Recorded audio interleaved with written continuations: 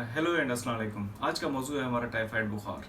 ये इंडिया, पाकिस्तान, श्रीलंका और बांग्लादेश वगैरह में, अफगानिस्तान में टाइफाइड के केसेस बहुत ज़्यादा हैं। उसकी वजह ये है कि पानी यहाँ पे साफ़ नहीं है, सैनिटेशन के बड़े मसले मसाइल हैं, गुर्बत बेतहाश है और जो सफाई के जो मसले मसाइल हैं वो टाइफाइड बुखार का बायस बनते हैं।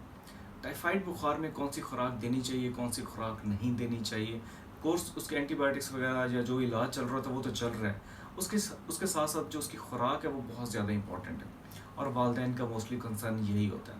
तो इस वीडियो में हम कोशिश करेंगे उस कंसर्न को दूर करें, आप लोग उनको बता सकें कि अद्वियात के साथ साथ आप कौन सी खुराक टाइफाइड बुखार में बच्चे को दे सकते हैं जिससे बच्चे की क़ुव्वत मुदाफ़ियत बेहतर हो और जिससे वो जल्दी बेहतरी की तरफ जा सके। एक आप लोग ये भी जानते हैं कि टाइफाइड बुखार को इंटेरिक फीवर भी कहा जाता है। इंटेरिक मतलब आंतों को, इंटेस्टाइन्स को ये मुतासर करता है। इसीलिए हमेशा इसमें ऐसी खुराक देनी चाहिए जो इजीली डाइजेस्ट हो सके, हज़म आसानी से हो सके। यानी कि सख्त खुराक हमें नहीं देनी, बल्कि ऐसी खुराक देनी है जो कि बच्चे के लिए हाजमे का बायस इजीली बन सके। अब टाइफाइड बुखार में हमने जो खुराक देनी है वो ना सिर्फ न्यूट्रिएंट रिच हो, यानी कि उसके ग़िज़ाई अज्ज़ा अच्छे हों, बल्कि उसमें एंटीऑक्सीडेंट प्रॉपर्टीज़ भी होनी चाहिए। उसमें मुख्तलिफ सब्ज़ियाँ दे सकते हैं जिसमें साग आ जाता है, बरीगोल्ड आ जाती है, तमाम किस्म की सब्ज़ियाँ दे सकते हैं, लेकिन कोशिश करें कि वेल कुक्ड हो, यानी कि उनको अच्छे तरीके से पकाया हो, यानी कि आपने कच्ची सब्ज़ियाँ नहीं बच्चे को खिला दें। इसके अलावा हम जो बच्चे हैं उनको कार्बोहाइड्रेट रिच खुराक दे सकते हैं जिसमें कार्बोहाइड्रेट्स ज़्यादा हों। उसका सबसे बड़ा फ़ायदा ये होता है कि वो कार्बोहाइड्रेट जो है ग्लूकोज में कन्वर्ट होता है, वो बच्चे को एनर्जी या ताकत देता है उस बीमारी के खिलाफ लड़ने की, यानी कि क़ुव्वत मुदाफ़ियत को बढ़ाता है।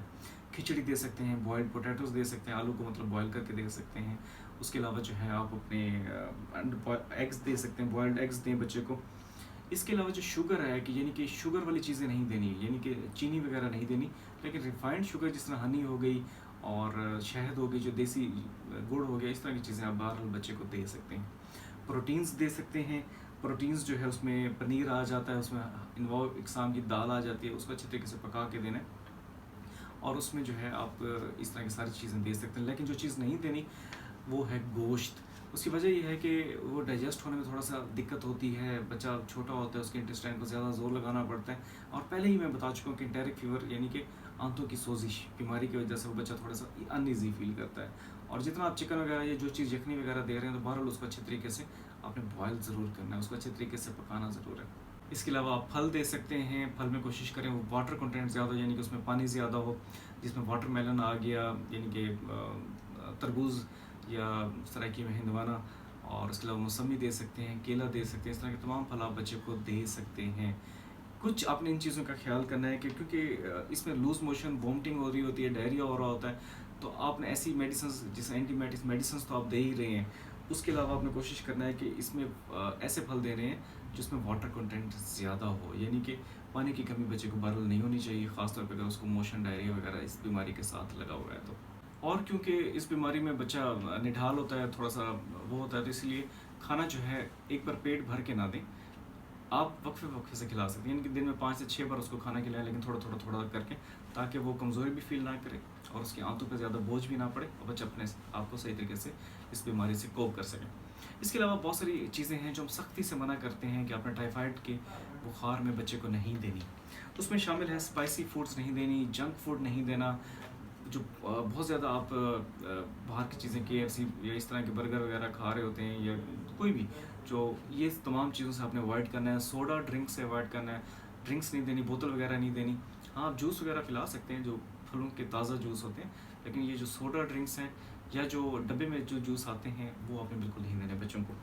उसके अलावा जो है सब्जियों में गोभी वगैरह नहीं देनी, मूली नहीं देनी, इस तरह की चीज़ें, सब्जियां नहीं देनी जो गैस प्रोड्यूस करती हैं। जितनी भी सब्जियां इस तरह की आप सब लोग जानते हैं अच्छे तरीके से, वो क्योंकि जब गैस प्रोड्यूस होती है वो आंतों पे बहुत ज़्यादा प्रेशर डालती है, बच्चा जो है पेन की शिकायत करता है कि माँ मेरी, अम्मी मेरे पेट में दर्द हो रहा है। तो इस तरह की चीज़ों से आपने अवॉइड करना है। इसके अलावा शकरकंदी, कीवी और जो रॉ वेजिटेबल्स हैं, इन तमाम चीज़ों से आपने अवॉइड करना है। जंक फूड को मैं बार बार इसलिए कह रहा हूँ कि बहुत सारे बच्चे जब 2 दिन मेडिसिन लेने के बाद ठीक होते हैं तो क्योंकि वो आदी हो चुके हैं तो अपनी वालदा से कहते हैं जी हमें बर्गर मंगवा के दें या पिज़्ज़ा मंगवा के दें, तो ये चीज़ें बच्चों की सेहत के लिए नुकसान दें। तो उम्मीद है कि इस वीडियो से काफ़ी चीज़ें आपकी क्लियर हुई होंगी कि कौन सी चीज़ें अपने बच्चों को देनी है, यानी कि टाइफाइड वाले फीवर में देनी है, कौन सी नहीं देनी।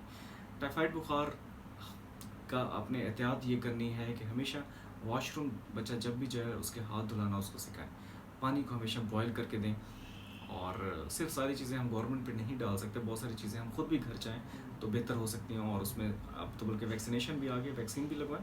और उसके अलावा इन चीज़ों की भी एहतियात करें कि पानी बॉयल दें और अपने हाथों की और जिस्म की सफाई लाजमी करें। बहुत शुक्रिया।